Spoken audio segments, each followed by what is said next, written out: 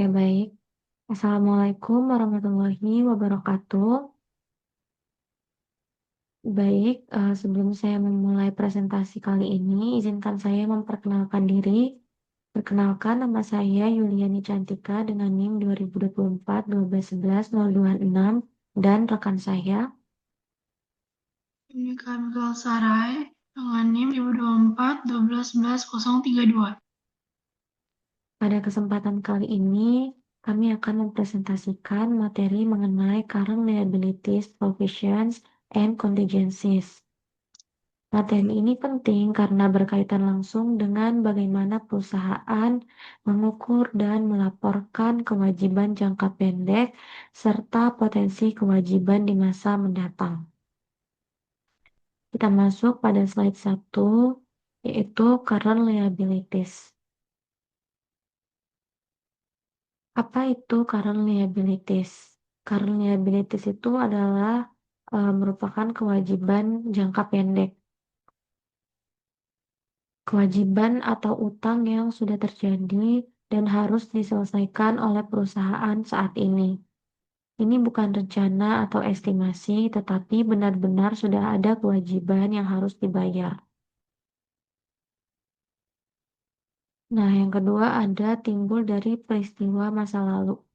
Kewajiban ini muncul karena transaksi atau kegiatan yang terjadi di masa sebelumnya. Contohnya seperti perusahaan membeli barang secara kredit atau perusahaan menerima uang muka pelanggan. Nah, contoh-contoh di atas itu menciptakan kewajiban di masa kini karena sudah ada kejadian sebelumnya. Dan yang ketiga akan menyebabkan arus keluar sumber daya. Saat perusahaan melunasi kewajiban lancar, biasanya akan terjadi pengeluaran kas. Jadi, current liabilities hampir selalu mengakibatkan perusahaan harus mengeluarkan uang dalam waktu dekat. Umumnya tuh biasanya harus dibayar dalam 12 bulan atau dalam siklus operasi normal. Nah, current liability sendiri memiliki karakter. Yang pertama itu ada jangka pendek, lalu ada dan harus dilunasi dalam waktu paling lama 1 tahun atau dalam siklus operasi perusahaan. Simpelnya itu semua utang yang harus dibayar dalam setahun termasuk dalam current liabilities. Kemudian ada jenis-jenis current liabilities. Yang pertama itu ada accounts payable atau utang dagang.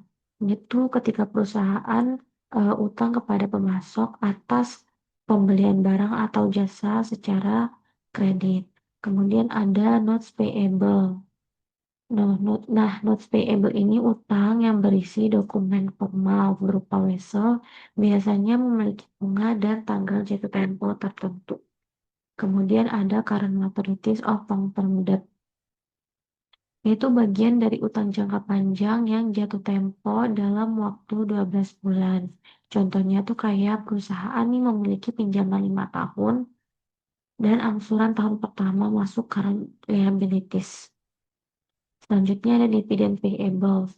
Ini tuh kewajiban perusahaan kepada pemegang saham karena dividen telah diumumkan tetapi belum dibayar. Selanjutnya ada customer advances dan deposits. Ini merupakan uang muka yang diterima dari pelanggan, tetapi perusahaan belum memberikan barang atau jasa. Ini menjadi kewajiban karena perusahaan harus memenuhi pesanan tersebut di masa depan. Lalu yang keenam ada unearned revenue. Perusahaan menerima pembayaran terlebih dahulu, tapi jasanya belum dilakukan. Contohnya tuh kayak pelanggan membayar langganan 1 tahun di awal. Yang ketujuh ada sales tax dan VAT payable. Nah, ini tuh kewajiban perusahaan untuk menyetorkan pajak penjualan atau PPN yang telah ditagih dari pelanggan. Dan yang terakhir ada employee related liabilities, yaitu kewajiban terkait karyawan seperti misalnya gaji yang masih harus dibayar, tunjangan yang belum dibayarkan, serta kewajiban BPJS ketenagakerjaan atau kesehatan yang belum disetor. Nah, semua jenis di atas ini merupakan kewajiban jangka pendek karena harus dipenuhi dalam 1 tahun. Nah, berikutnya saya akan membahas sedikit lebih teliti mengenai accounts payable nah, eh, atau utang dagang. Nah, apa itu accounts payable? Accounts payable adalah utang perusahaan kepada pemasok atau barang atau jasa yang dibeli secara kredit seperti yang saya jelaskan pada slide sebelumnya. Jadi, perusahaan sudah menerima barang atau jasa, tetapi pembayarannya dilakukan kemudian atau bahasa sehari-harinya itu nyicil. Nah, account payable ini biasanya muncul pada perusahaan dagang, manufaktur maupun perusahaan jasa. Nah, ciri-ciri account payable ini yang pertama ada tenggat 30 sampai 60 hari. Pembayaran utang dagang tuh umumnya memiliki tempo pendek tergantung kesepakatan dengan supplier. Biasanya tuh ada yang 30 hari, 45 hari, sampai 60 hari. Kalau kayak gitu, itu termasuk kategori kewajiban lancar. Kemudian ada tidak berbunga. Nah, berbeda dari utang bank, account payable ini biasanya tidak ada bunga. Sehingga menjadi salah satu sumber pendanaan jangka pendek yang murah bagi perusahaan. Dan yang ketiga itu menggunakan syarat kredit, misalnya seperti 2/10 dan N/30. Nah, perlu diketahui 2/10 ini artinya tuh 2 itu sebagai diskonnya 2% dan dibayar dalam 10 hari. Jadi kalau misalnya kita bisa melunasi hutang itu dalam 10 hari, maka kita akan mendapatkan 2% bunga, potongan bunganya, potongan diskonnya. Kemudian N/30 itu maksudnya N, N/30 itu maksudnya jika kita tidak memanfaatkan diskon, pembayaran penuh dilakukan secara maksimal. Jadi kalau misalnya kita melunasinya lebih dari 10 hari, maka kita tidak akan mendapatkan diskon 2% ini dan akan dikenakan akan pembayaran itu seperti eh, nilai aslinya. Yang selanjutnya yaitu adalah notes payable. Notes payable adalah dokumen janji tertulis dari perusahaan untuk membayar sejumlah uang tertentu kepada pihak lain pada tanggal tertentu di masa depan.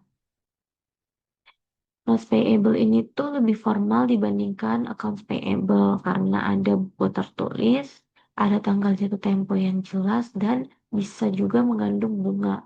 Kalau AP tadi kan nggak mengandung bunga, sedangkan kalau notes payable ini tuh mengandung bunga. Nah, ada pertanyaannya itu mengapa perusahaan menggunakan notes payable?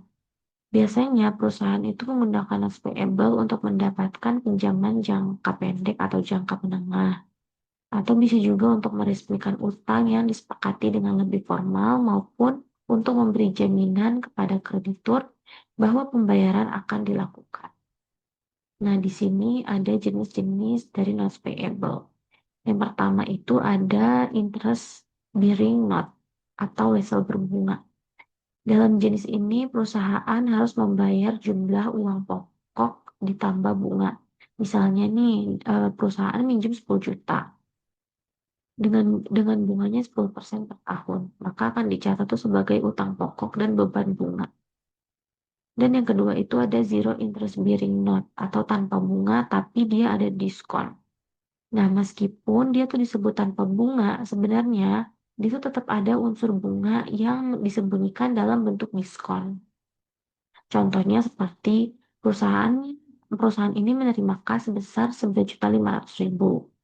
Nah, tetapi dia tuh harus membayar 10 juta. Berarti kan ada selisih 500.000. Nah, 500.000 itulah yang merupakan biaya bunga yang diakui secara bertahap.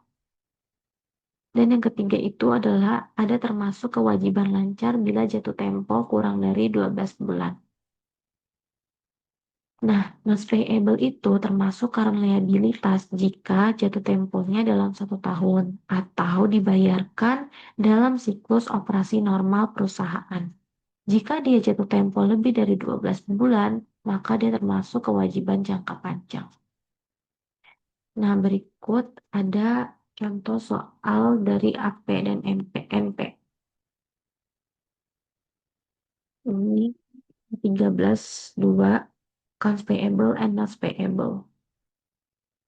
The following are selected 2019 transaction of Derby Corporation. Kita langsung ke slide berikutnya.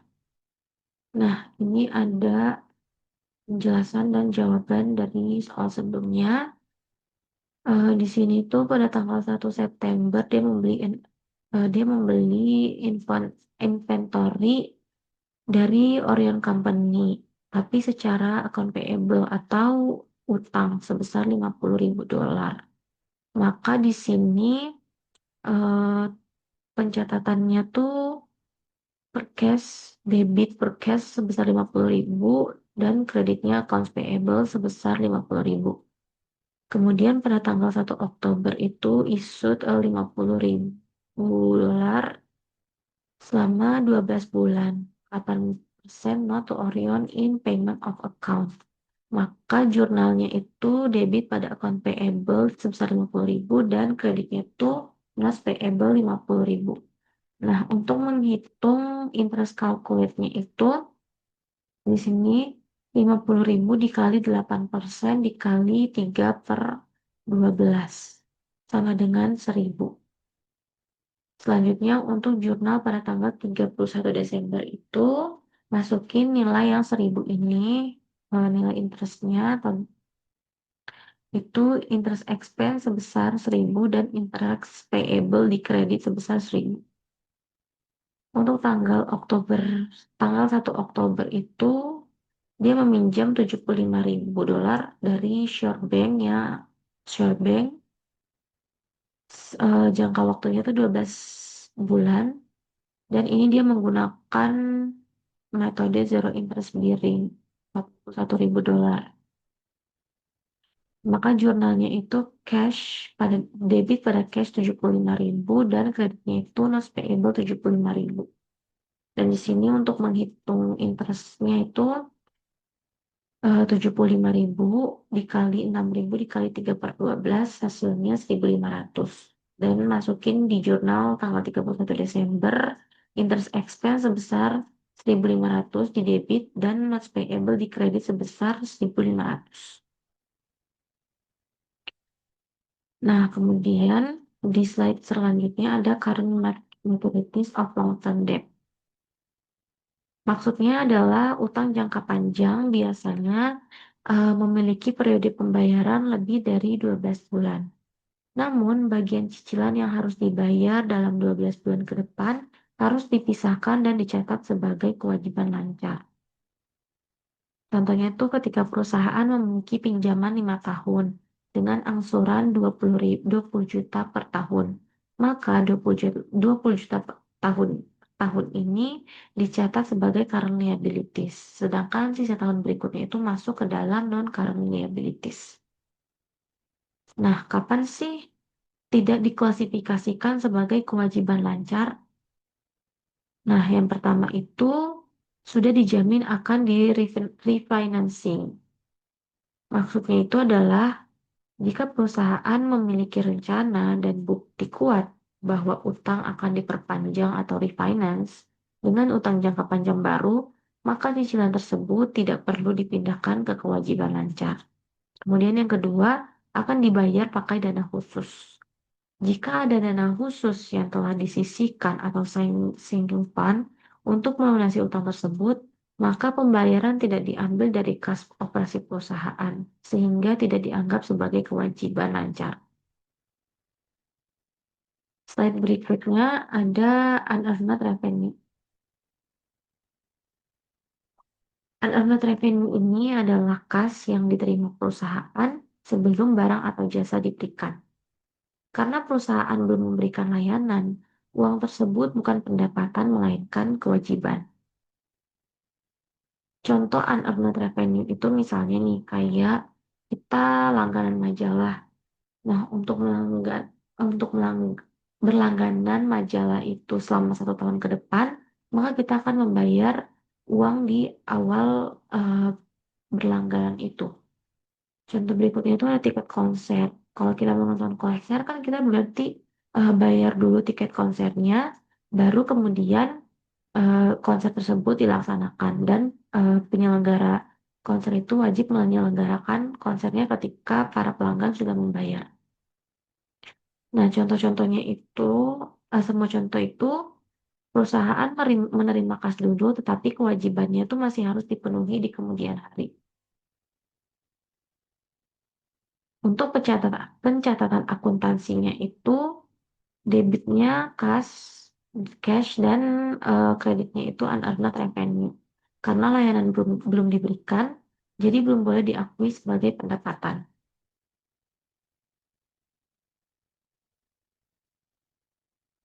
Selanjutnya ada sales tax and VAT payable. Nah, slide ini membahas kewajiban perusahaan terkait pajak penjualan, yaitu sales tax dan pajak pertambahan nilai VAT payable atau PN. Nah, di sini dikatakan bahwa perusahaan bertindak sebagai pemungut pajak. Dalam transaksi penjualan, perusahaan bukan membayar pajak, tetapi pemungut pajak. Artinya, pajak dibebankan kepada pelanggan. Sedangkan perusahaan hanya mengumpulkan, mencatat, lalu menyerahkan kepada pemerintah. Kemudian ada saat menjual, itu mencatat utang pajak. Pada saat transaksi terjadi, perusahaan mencatat sales tax payable atau VAT payable. Contoh jurnalnya itu debitnya cash dan kreditnya itu penjualan dan PPN keluaran atau utang PPN. Utang PPN ini harus disetorkan kepada pemerintah pada periode pajak berikutnya. Kemudian ada pajak dikirim ke pemerintah. Pada waktunya, perusahaan wajib menghitung seluruh pajak yang dikumpulkan dari pelanggan. Kemudian harus mengurangkan pajak masukan, lalu menyetor selisihnya ke kas negara. Ini menjadi bagian dari current liabilities karena jatuh tempo dalam periode bulanan, serta harus dibayar sebelum batas waktu. Lalu ada VAT dicatat tiap tahap produksi dan distribusi. VAT atau PPN ini bekerja dengan sistem value added tax, di mana pajak dikenakan pada setiap tahap. Tahap yang pertama yaitu pembelian bahan baku, itu PPN masukan, kemudian ada produksi dan penjualan ke pelanggan. Perusahaan hanya menyetor selisihnya, sehingga PPN bukan beban perusahaan. PPN hanya dititipkan di perusahaan sampai disetor ke pemerintah. Berikutnya ada employee related liabilities. Slide ini membahas kewajiban yang berkaitan dengan karyawan dan semua kewajiban ini termasuk current liabilities karena akan dibayarkan dalam waktu dekat. Nah, yang termasuk ini yang pertama ada gaji dan upah yang masih terhutang. Ini adalah gaji atau upah yang telah menjadi hak karyawan, namun belum dibayarkan pada akhir periode. Contohnya tuh kayak gaji minggu terakhir bulan ini baru dibayar di bulan depan. Kemudian yang kedua ada pajak karyawan, yaitu PPh dan jaminan sosial. Perusahaan itu memotong gaji karyawan untuk PPh 21, BPJS Ketenagakerjaan, serta BPJS Kesehatan. Uang ini belum boleh digunakan perusahaan dan harus disetorkan kepada pemerintah. Karena bersifat sementara, maka dicatat sebagai employee related liabilities. Kemudian ada bonus yang belum dibayar.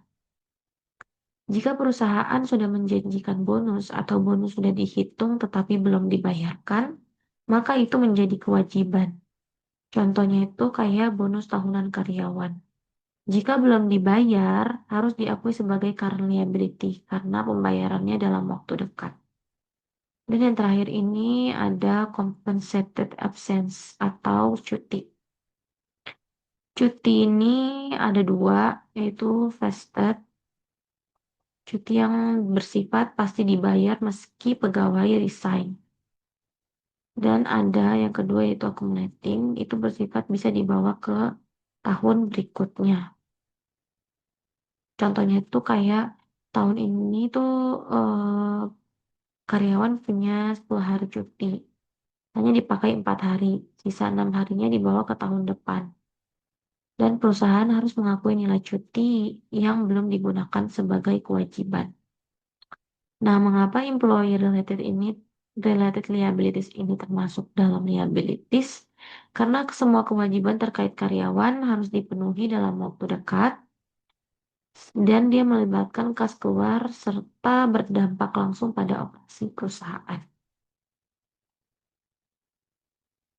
Nah, ini ada contoh soalnya. Contoh soalnya itu PT ABC memulai beroperasi pada 1 Januari 2019. Perusahaan ini memperkerjakan 10 orang dan membayar masing-masing 480 euro per minggu. Karyawan memperoleh 20 minggu cuti yang belum digunakan pada tahun 2019. Sedangkan pada tahun 2020, karyawan menggunakan minggu cuti tersebut. Tetapi sekarang masing-masing menerima 540 euro per minggu. Amutron mencatat akumulasi pembayaran cuti pada 31 Desember 2019 sebagai berikut. Ini salaries and wages expense di debit sebesar 9.600 dan salaries and wages payable di kredit sebesar 9.600. Pada 2020, pembayaran dicatat sebagai berikut. Yaitu debitnya salaries and wages payable sebesar 1.600, salaries and wages expense sebesar 1.200, dan cashnya 10.800 di kredit.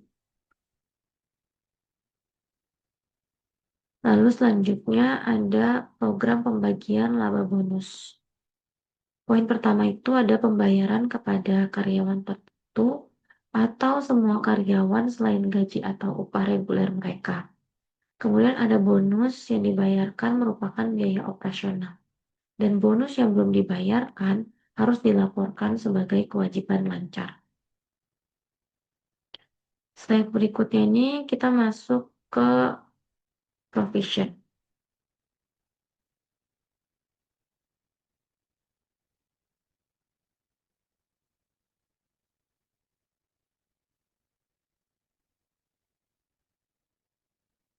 Nah, provision ini eh, adalah pengakuan akuntansi atas sesuatu yang keluarnya hampir pasti dan jumlahnya dapat diestimasi secara andal.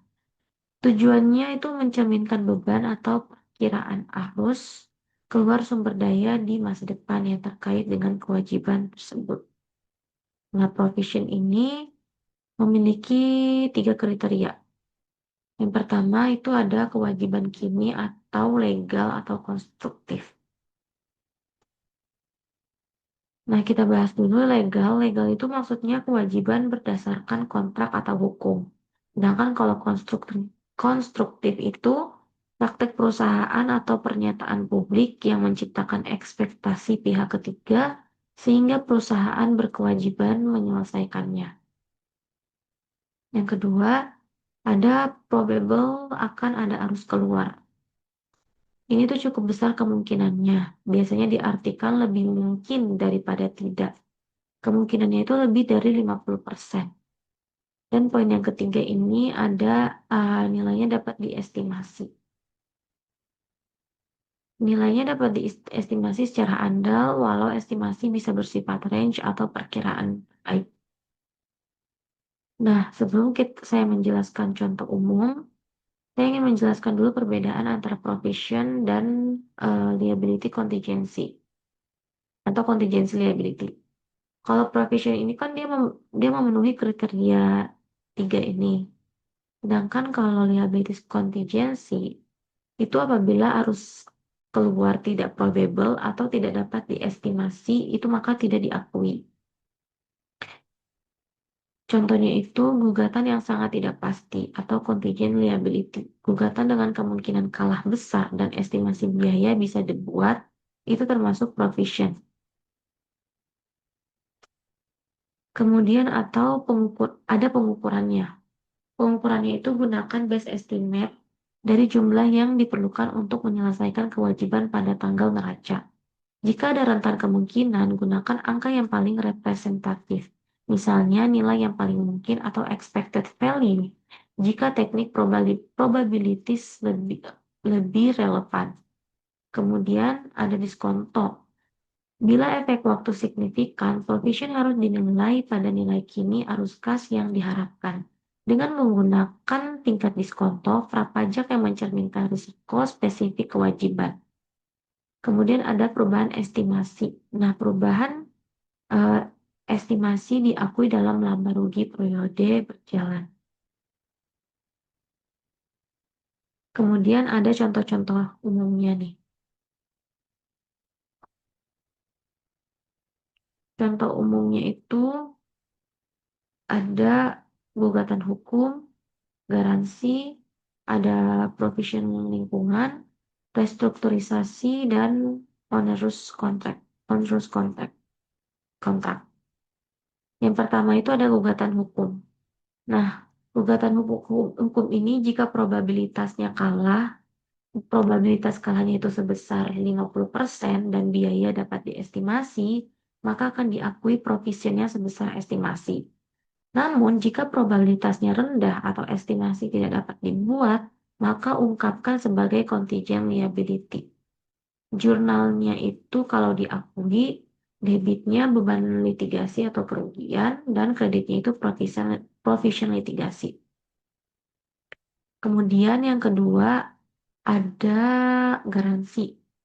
Nah, garansi ini ketika perusahaan menjual barang dengan garansi. Pada saat penjualan, perusahaan mengestimasi biaya garansi yang mungkin terjadi. Nah, itu tuh buat provision. Kemudian ada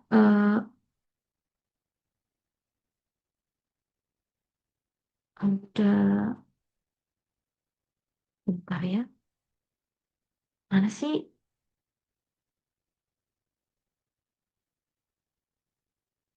provision lingkungan? Oh, ini. Kemudian ada provision lingkungan. Nah, provision lingkungan ini bisa besar dan long term. Dia sering memerlukan diskonto. Nah, dicatat apabila ada kewajiban kini. Misalnya nih kewajiban untuk membongkar fasilitas berdasarkan peraturan. Pengukuran sering menggunakan teknik estimasi biaya remediasi dan mendiskontokannya ke nilai kini. Kemudian ada restrukturisasi. Nah, restrukturisasi ini hanya biaya yang secara langsung terkait dengan restrukturisasi dapat diprovisionkan. Misalnya pesangon karyawan, biaya pemutusan kontrak, dan biaya pemutusan kontrak. Syaratnya itu perusahaan harus memiliki rencana restrukturisasi formal dan harus tercipta ekspektasi yang valid kepada pihak ketiga. Misalnya pengumuman resmi sehingga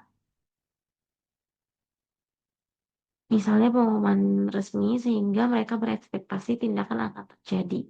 Biaya yang tidak langsung itu misalnya pelatihan ulang. Biasanya tidak dapat diprovisionkan. Dan yang terakhir ada one ruse contract. Kontrak dikatakan one ruse jika biaya yang tidak terhindarkan untuk memenuhi kontrak. Manfaat ekonomi yang akan diterima itu provisionnya estimasi kerugian kontrak atau total biaya penyelesaian dikurangi pengembalian yang akan diterima. Contoh sederhananya tuh kayak perusahaan setuju sampaikan barang seharga 1 juta. Tapi biaya produksi dan pengiriman sekarang itu sebesar 1.300.000. Berarti di situ ada kerugian sebesar 300. Maka 300 itulah yang dicatat sebagai provision. Baik, itulah penjelasan dari saya. Untuk selanjutnya akan dijelaskan oleh rekan saya, Yunika.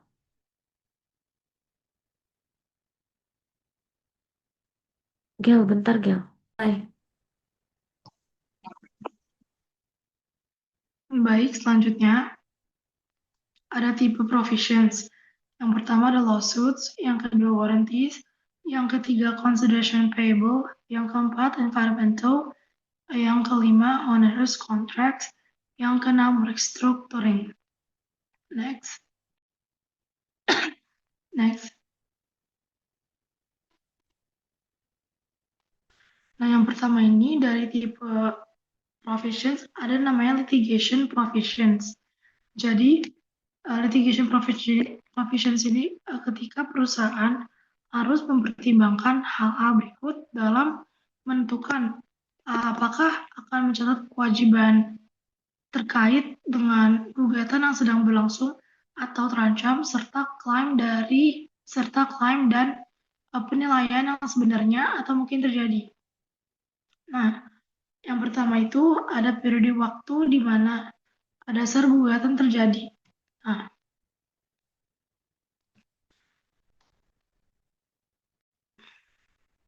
Nah, jadi yang pertama itu maksudnya itu kapan kejadian dasar gugatan itu terjadi. Contohnya itu perusahaan harus memastikan bahwa kejadian yang memicu gugatan terjadi sebelum tanggal laporan keuangan.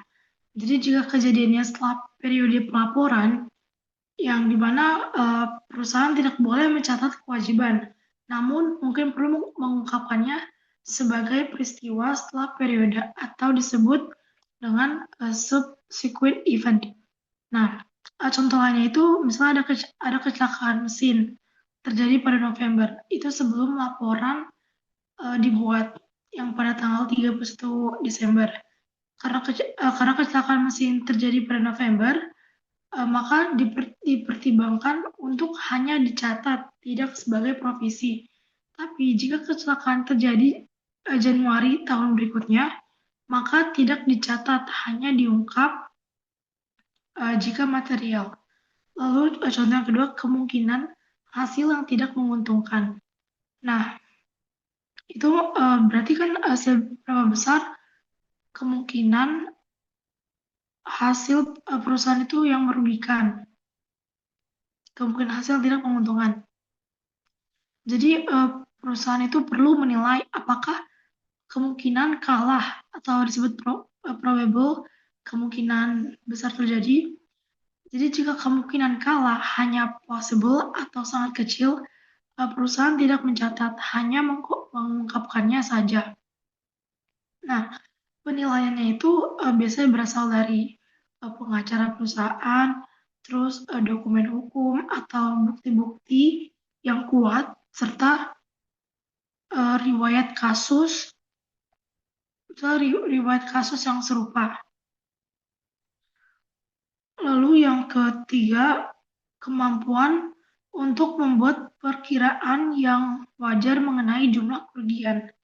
Nah, bisakah kerugian itu diperhitungkan secara wajar? Nah, untuk mencatat kewajiban, berarti kan perusahaan harus bisa mengestimasi besarnya kerugian secara wajar.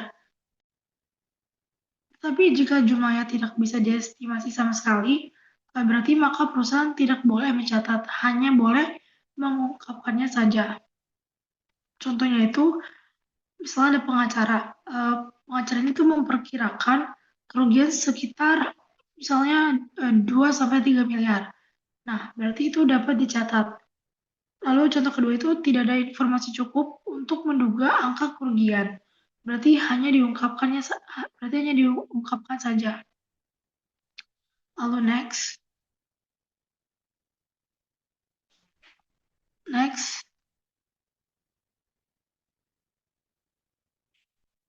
Berikut di sini ada contohnya.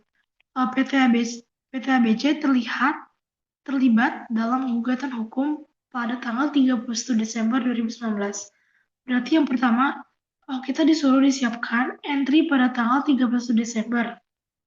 Dengan asumsi kemungkinan besar PT ABC itu akan bertanggung jawab atas 900 sekian sebagai akibat dari gugatan tersebut. Nah, versi yang kedua itu untuk menyiapkan entry pada tanggal 31 Desember jika ada dengan asumsi bahwa tidak mungkin PT ABC ini akan bertanggung jawab atas pembayaran apapun sebagai akibat dari gugatan ini. Maka jurnal itu Next. Maka jurnal yang pertama itu lawsuit loss pada lawsuit liability 900 sekian. Lalu untuk versi yang kedua itu tidak diperlukan pencatatan. Melainkan kerugian tidak diakui karena tidak mungkin bahwa kewajiban telah timbul pada tanggal 30 Desember 2019. Next.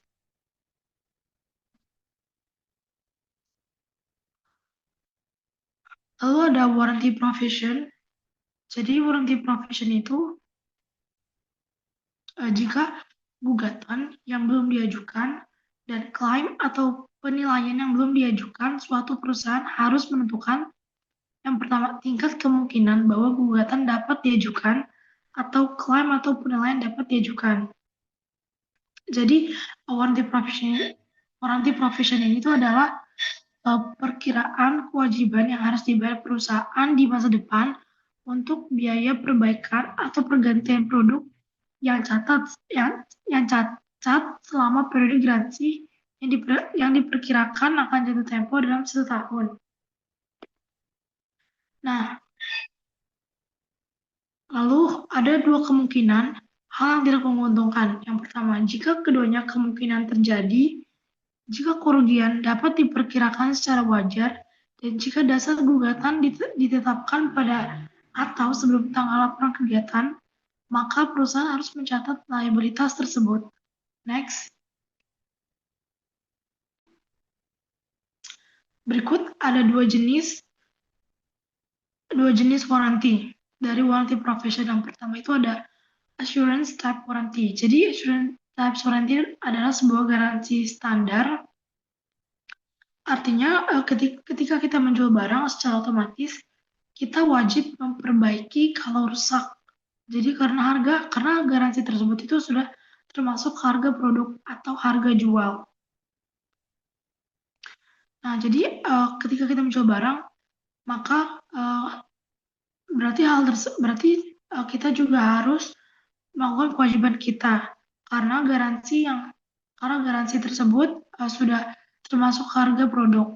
Nah, lalu ini tuh dianggap assurance warranty itu dianggap bagian dari penjualan sehingga dicatat sebagai kewajiban dan beban saat penjualan terjadi. Next.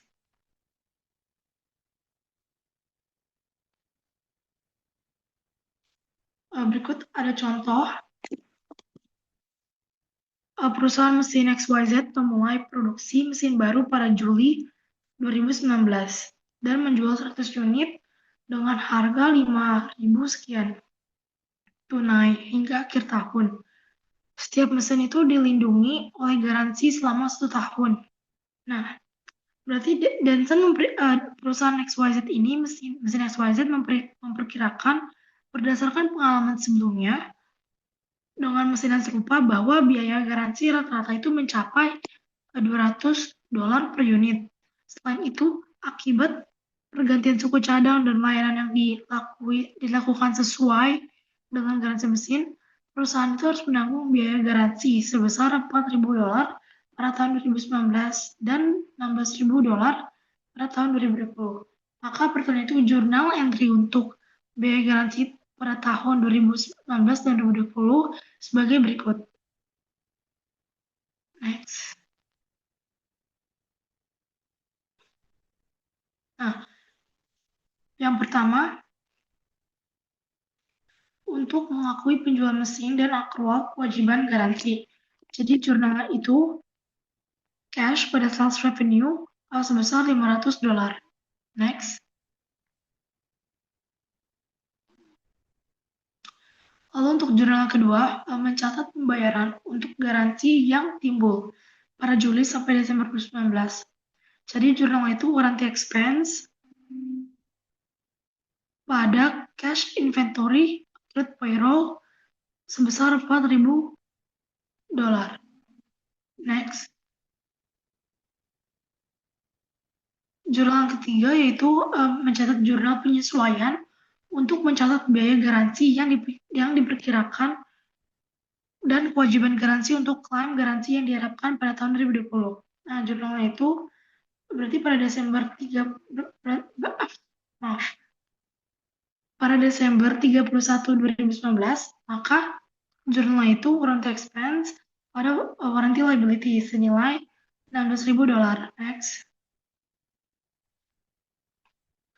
Lalu yang keempat ini itu untuk mencatat pembayaran biaya garansi yang pada tahun 2020 terkait dengan penjualan mesin 2019.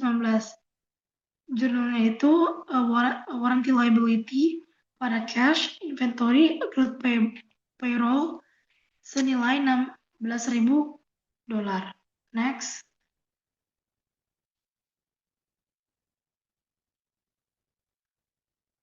Lalu tipe yang kedua itu adalah service type warranty.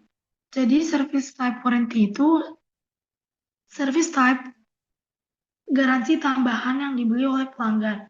Lalu yang kedua, tambahan layanan berbayar yang dicatat sebagai unearned revenue. Jadi service type warranty itu kayak sebuah garansi tambahan yang dibeli sendiri oleh pelanggan. Jadi garansi ini tuh bukan otomatis yang seperti warranty sebelumnya yang termasuk harga produk, tetapi yang service type warranty ini tuh dibeli sendiri oleh pelanggan. Nah, artinya itu pelanggan itu membayar ekstra karena perusahaan belum memberikan layanan garansi tersebut, uangnya dianggap sebagai unearned revenue. Nah, kesimpulan itu garansi tambahan itu pelanggan membayar ekstra, lalu dicatat sebagai unearned revenue karena belum boleh diakui. Next.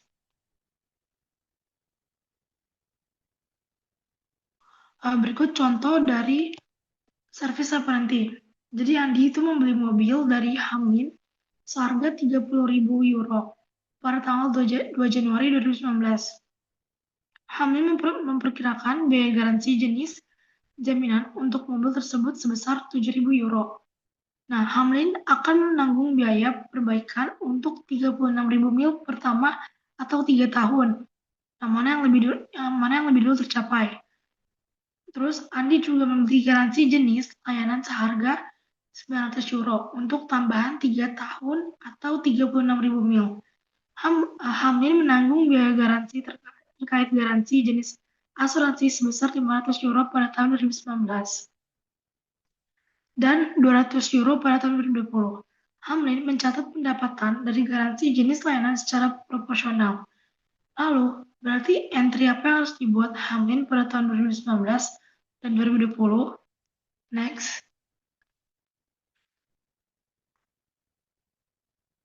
Berikut berarti jurnal untuk mencatat penjualan mobil dan garansi yaitu cash pada warranty revenue dan sales revenue senilai 30.000 euro dan cash juga senilai 30.900 euro. Next. Next. Lalu jurnal yang kedua ini untuk mencatat biaya garansi yang dikeluarkan pada tahun 2019. Jurnal itu warranty expense pada cash inventory accrued payroll senilai 500 euro. Next.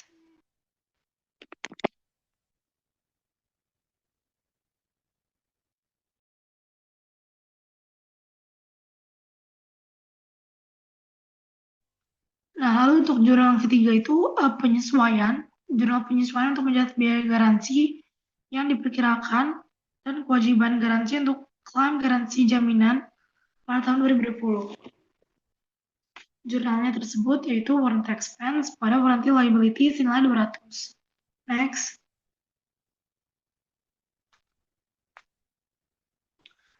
Nah, jurnal keempat ini untuk mencatat pendapatan yang sudah diakui pada tahun 2022 atas garansi jenis layanan.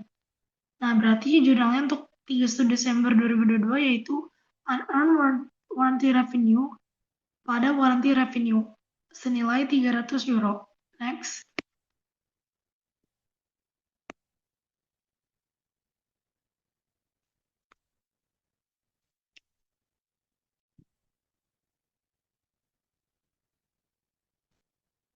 Consideration payable. Perusahaan sering melakukan pembayaran atau memberikan imbalan kepada pelanggan mereka sebagai bagian dari perjanjian pendapatan.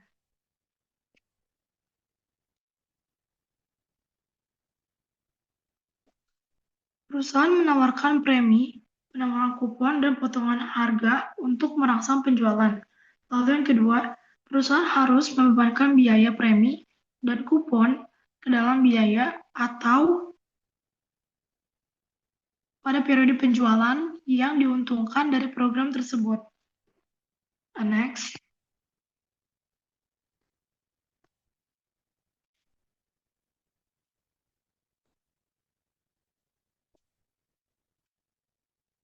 Nah, berikut adalah contoh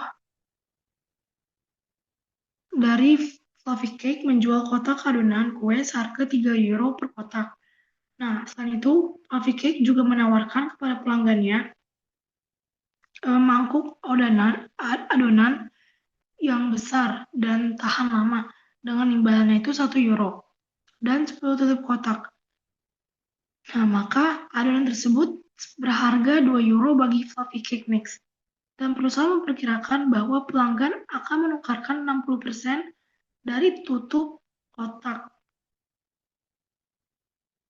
Penawaran premium ini dimulai pada Juni 2019. Selama 2019 ini Fluffy Cake membeli 20.000 mangkok adonan seharga 2 euro dan menjual kembali sebanyak 300.000 kotak adonan kue seharga 3 euro per kotak dan menukarkan 60.000 tutup kotak. Pertanyaannya itu, entry apa yang harus dicatat oleh Fluffy Cake Mix pada 2019? Next.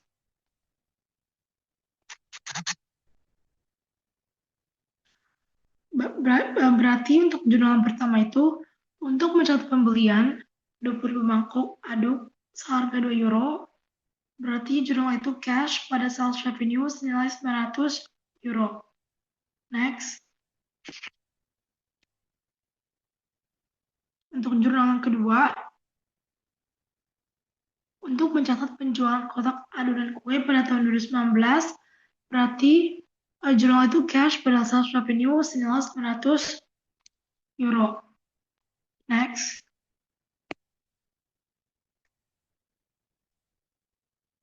Untuk jurnal yang ketiga, mencatat penukaran sebesar 60.000 tutup kotak penerimaan dengan harga 1 euro per 10 tutup kotak. Maka jurnal itu cash cash di debit senilai 6.000 euro, premium expense di debit senilai 6.000 euro pada inventory of premiums senilai 12.000 euro. Next.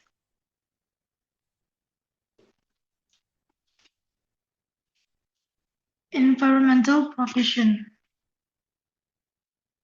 Nah, provision lingkungan ini adalah cadangan biaya yang harus dicatat ketika perusahaan punya kewajiban untuk mengembalikan atau memperbaiki lingkungan di masa depan.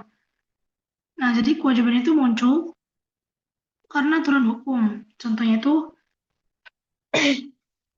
perusahaan minyak harus membongkar platform setelah masa pakai atau disebut decommissioning. Nah, lalu yang kedua, perusahaan tambang harus menutup dan merapikan area tambang.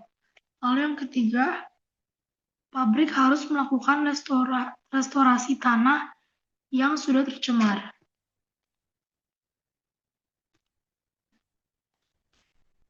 Nah, maksudnya itu, yang pertama, perusahaan minyak. Jadi setelah perusahaan minyak ini melakukan aktivitasnya, itu diwajibkan oleh peraturan lingkungan hidup untuk membongkar platform minyak dan fasilitas terkait setelah masa pakainya berakhir. Nah, proses inilah yang disebut dengan decommissioning atau penghentian operasi. Nah, yang kedua itu tambang harus tutup dan merapikan area tambang. Jadi perusahaan tambang wajib melaksanakan penutupan dan reklamasi area tambang setelah kegiatan operasional selesai. Hal tersebut bertujuan untuk memulihkan fungsi lingkungan hidup dan ekosistem di area bekas tambang, lalu serta memastikan keamanan bagi masyarakat setempat. Yang ketiga, pabrik harus melakukan restorasi tanah. Nah, ketika pabrik telah melakukan aktivitasnya, pabrik tersebut wajib memulihkan kerusakan lingkungan yang disebabkan oleh aktivitas operasional perusahaan tersebut. Restorasi ini memastikan tanah yang tercemar kembali sehat dan aman untuk ekosistem seperti pertanian dan habitat alami. Ada beberapa juga proses restorisasi seperti remediasi, terus bioremediasi, penambahan bahan organik, dan proses restorisasi lainnya. Jadi intinya itu environmental profession itu kayak seperti sebuah kewajiban untuk memperbaiki atau menutupi lokasi yang disebabkan oleh suatu aktivitas perusahaan, lalu hal tersebut dicatat sebagai aset, lalu disusutkan.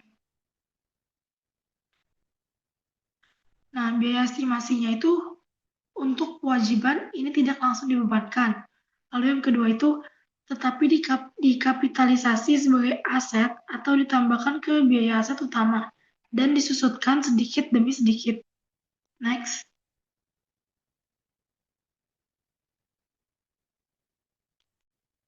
Onerous contract. Onerous contract atau disebut dengan kontrak merugikan adalah itu kondisi ketika perusahaan terjebak dalam kontrak yang pasti merugikan. Artinya, untuk memenuhi kontrak tersebut, biaya yang harus dikeluarkan perusahaan itu lebih besar daripada manfaat yang akan diterima oleh perusahaan. Jadi, jika kerugian itu sudah tidak bisa dihindarkan, berarti perusahaan wajib mencatat provisi. Nah, jumlah provisi yang dicatat itu biasanya relatif lebih kecil. Di antaranya, yang pertama, biaya untuk melanjutkan kontrak, atau yang kedua, biaya atau penalti untuk membatalkan kontrak. Tujuannya itu agar perusahaan hanya mengakui kerugian minimum. Nah, contohnya itu,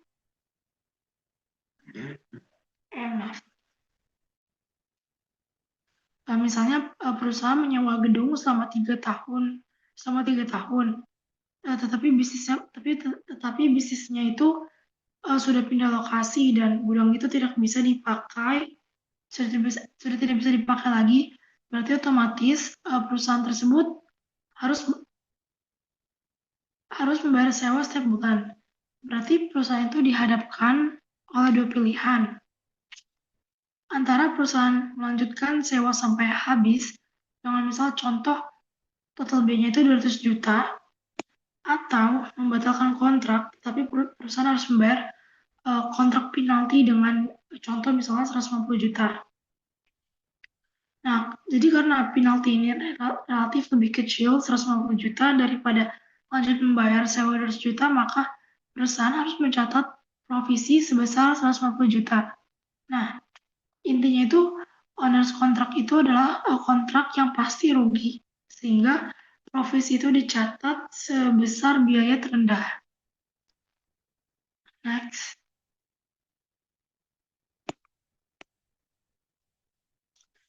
Ada restructuring. Jadi restrukturisasi itu adalah langkah besar perusahaan untuk mengubah cara kerja atau mengurangi bagian tertentu dari bisnis. Nah, untuk mencatat provisi restrukturisasi harus ada dua hal. Yang pertama, ada rencana formal yang jelas. Itu artinya misalnya ada daftar karyawan yang akan dilepas, terus tanggalnya dan biayanya.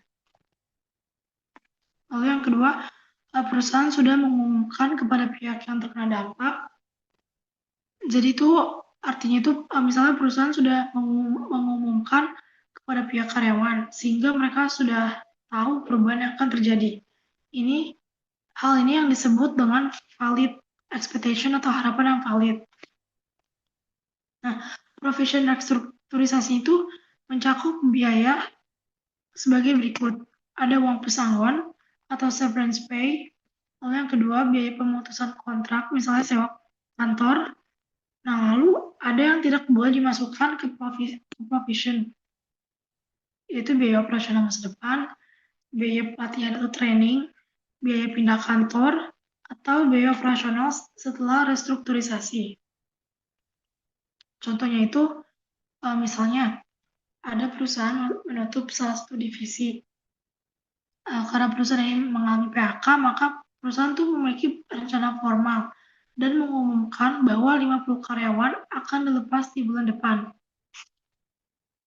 Nah, berarti kan perusahaan harus mengeluarkan pesangon senilai 500 juta. Itu contoh nilai. Dan membayar penalti misalnya sebesar 100 juta untuk mengakhiri kontrak sewa kantor. Karena dua hal tersebut memenuhi syarat, maka nilai tersebut dicatat sebagai provision. Tetapi biaya seperti training karyawan lalu tidak boleh dicatat sebagai provision karena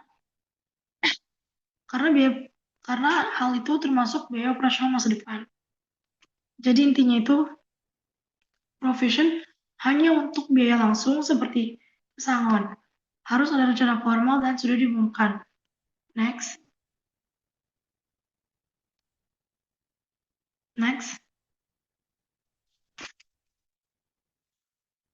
Ada contingent liabilities. Nah, contingent liability itu adalah kewajiban yang sifat itu masih memungkinkan, belum pasti terjadi.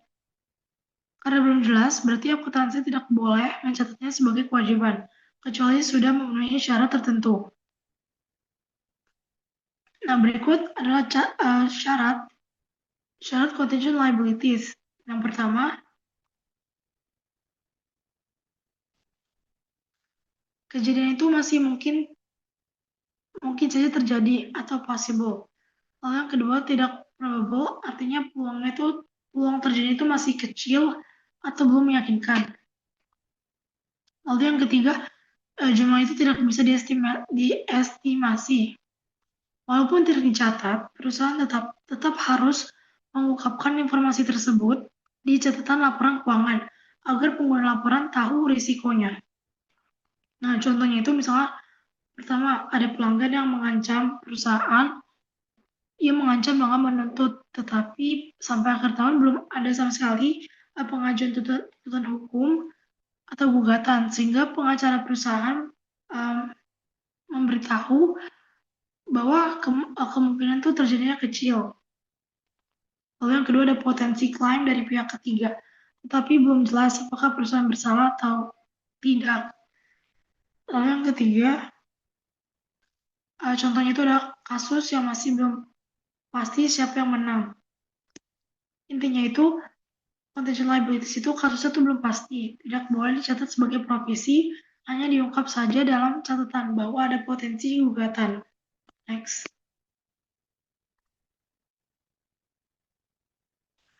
Lalu juga ada contingent assets. Jadi contingent assets ini adalah aset yang masih yang kemungkinan belum pasti akan diterima. Karena belum pasti berarti perusahaan tidak boleh mencatatnya sebagai aset. Contohnya itu perusahaan sedang menggugat pihak lain dan ada kemungkinan menang. Lalu contoh kedua itu perusahaan mungkin akan menerima pengembalian pajak tapi masih menunggu keputusan.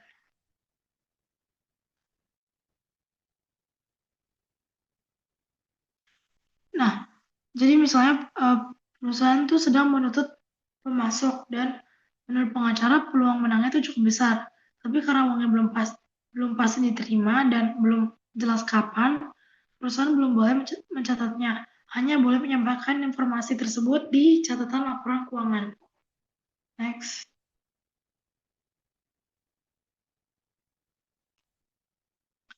Presentation of current liabilities. Nah, perusahaan menyajikan kewajiban lancar di laporan posisi keuangan neraca. Semua kewajiban tersebut ditampilkan sebesar nilai yang harus dibayar saat jatuh tempo. Artinya, angka yang muncul di neraca adalah jumlah penuh yang akan dibayarkan, bukan nilai sekarang atau present value. Jadi, karena liability ini itu tidak memerlukan present value atau diskonto karena sebagian besar kewajiban lancar akan jatuh tempo dalam waktu singkat. Jadi kalau ini tuh juga 12 minimal 12 jangka dalam jangka 12 tahun, maaf 12 bulan, dalam jangka waktu 12 bulan dalam pembayaran kewajiban lancar. Contoh singkatnya itu ada utang dagang atau account payable yang ditampilkan sebesar jumlah tagihan. Lalu ada contoh yang kedua, notes payable yang jatuh tempo 3 bulan lagi. Itu artinya ditampilkan sebesar nilai yang harus dibayar saat jatuh tempo. Next.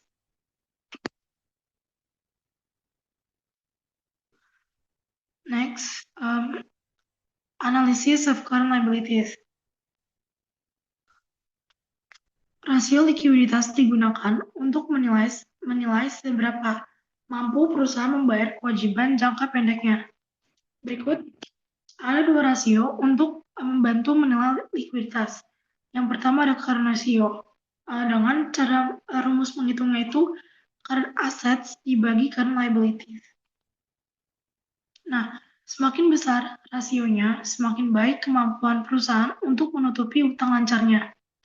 Lalu yang kedua ada asset test ratio, dengan rumus itu cash ditambah current receivable ditambah short term investment, lalu dibagi dengan current liabilities. Nah, rasio ini tuh lebih ketat karena tidak menghitung persediaan. Jadi asset test ratio ini tuh menunjukkan kemampuan bayar perusahaan yang paling cepat. Contohnya itu kalau current ratio-nya itu 2, artinya setiap 1 rupiah utang lancar ditutupi 2 rupiah aset lancar. Next.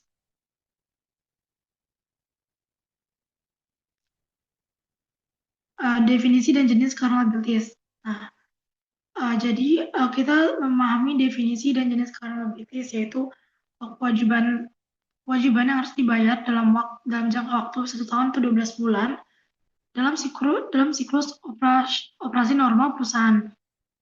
Dan jenisnya itu beragam seperti account payable, terus wages payable, terus utang pajak, hingga bagian utang jangka panjang yang segera jatuh tempo.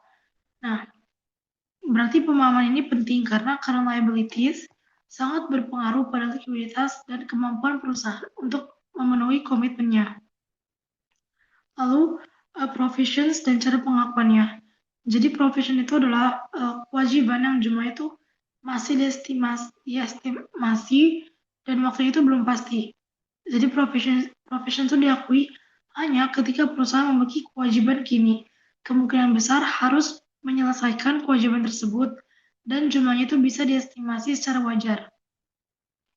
Nah, contoh itu seperti garansi, terus kontrak yang merugikan, biaya lingkungan, restrukturisasi. Lalu selanjutnya ada contingent assets dan liabilities. Nah, contingent assets itu berarti kan kemungkinan kewajiban atau kemungkinan aset yang belum pasti terjadi. Jadi contingent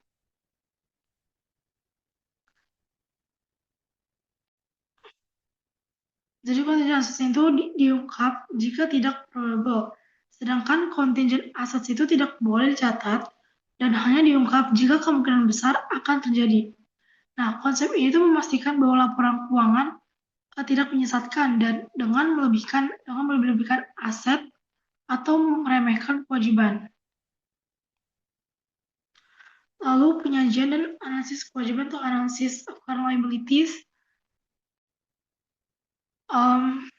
itu artinya penyajian dan analisis kewajiban itu dilakukan termasuk penyajian dalam neraca serta penggunaan rasio likuiditas seperti current ratio dan quick ratio untuk mengevaluasi kemampuan perusahaan memenuhi kewajiban jangka pendeknya.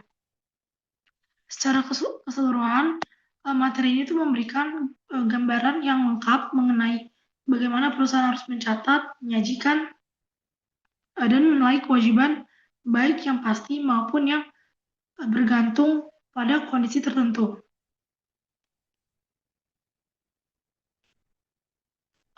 Next.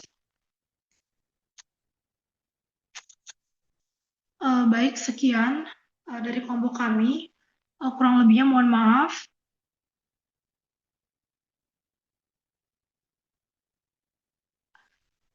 Assalamualaikum. Baik, terima kasih. Wassalamualaikum warahmatullahi wabarakatuh.